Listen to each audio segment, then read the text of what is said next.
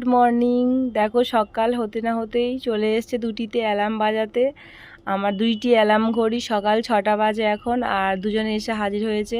ওনাদের প্রত্যেক দিনের কাজ হচ্ছে জানালায় এসে ঠক ঠক করে আওয়াজ করা, আর এতটাই জোরে আওয়াজ করে যে ঘুম ভাঙতে বাধ্য। ঘুম ভেঙে যতক্ষণ না পর্যন্ত জানালা খুলছি ততক্ষণ পর্যন্ত ওনাদের ঠক ঠক অ্যালার্ম বাজতেই থাকে।